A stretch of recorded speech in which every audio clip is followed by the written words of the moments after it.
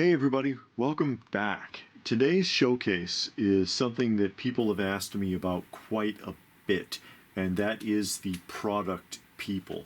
I love the Product People line, and I've been working on this line for about 16 years because finding them still in the boxes is very difficult. Typically when you find them, they're loose. They're loose pieces, like this Trix Rabbit that I have right here. This is one that's obviously been out of the package and used, and they're little squeaky toys, and jointed only at the neck pretty much, if they're jointed at all.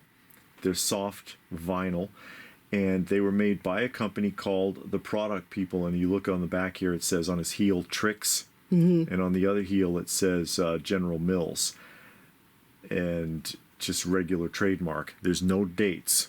No dates on these.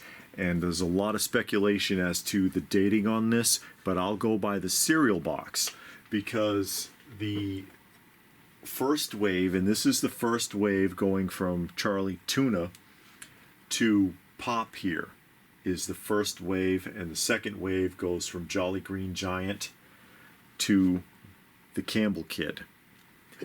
The first wave was advertised in General Mills Monster cereals in 1975.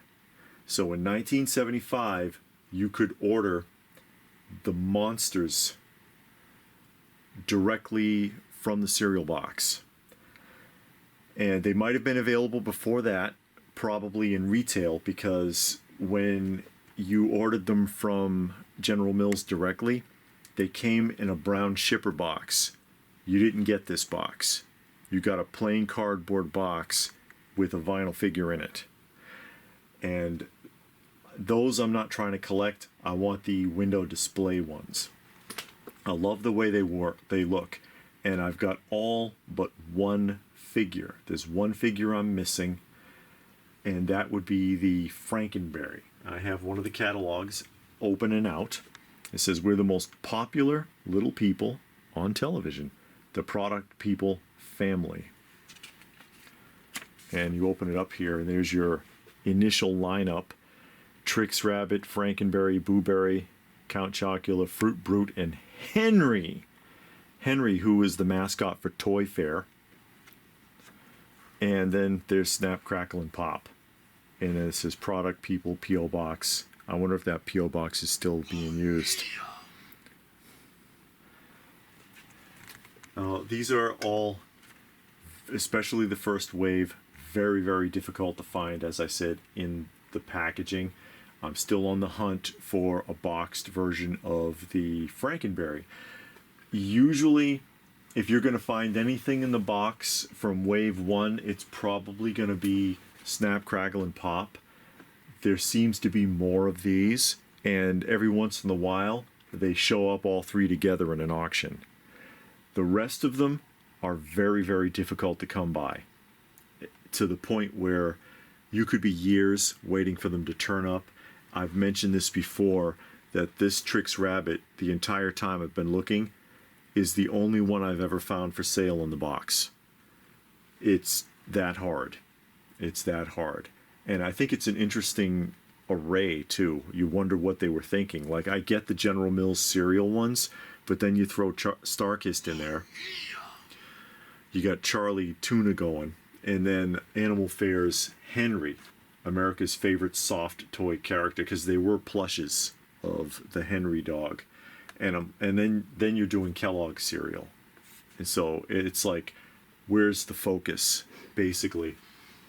Then you get to the Jolly Green Giant. It starts wave 2.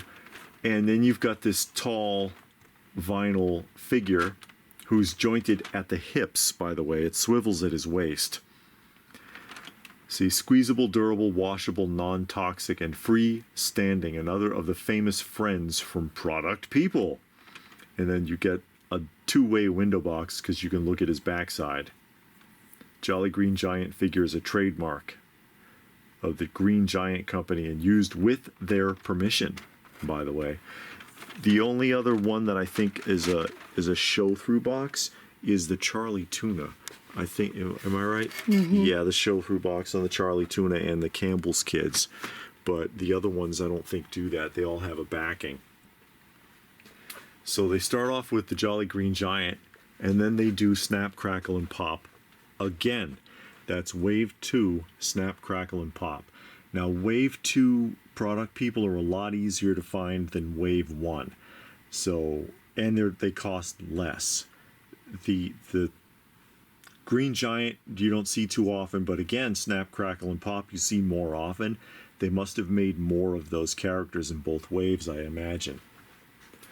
Then you get to Little Lulu, which I don't know what product Little Lulu was advertising for.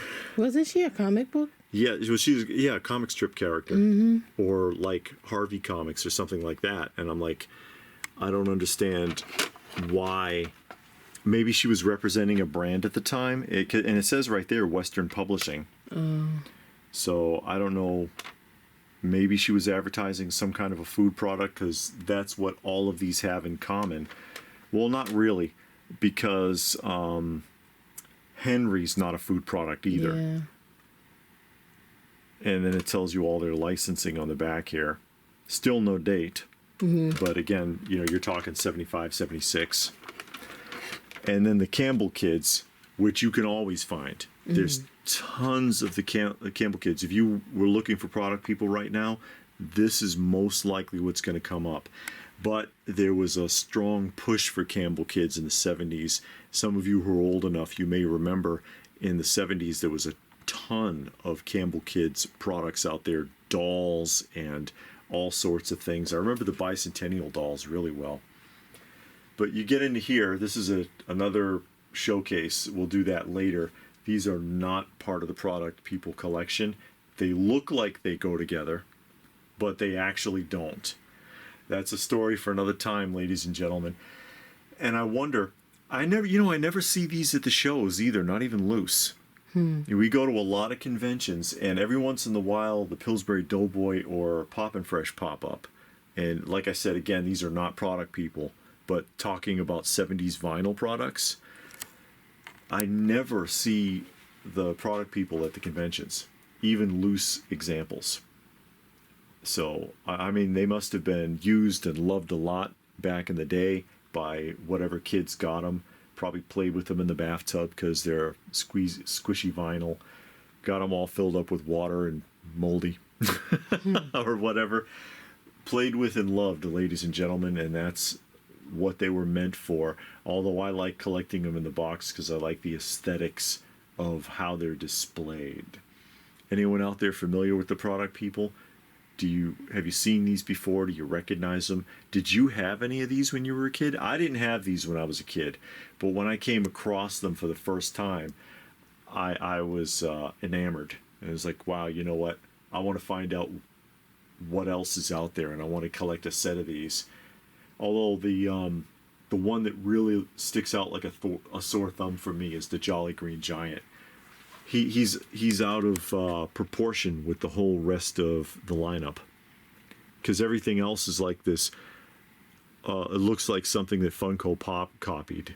You know what I mean? All these other vinyls, and then the Jolly Green Giant is this. And they should have done Sprout, which Sprout was done later on by a different company. This is not product people. This was done later in the 70s, and that fits. This fits, but the Green Giant doesn't, and I don't get that. But hey guys, thoughts? Do you like these? What do you think?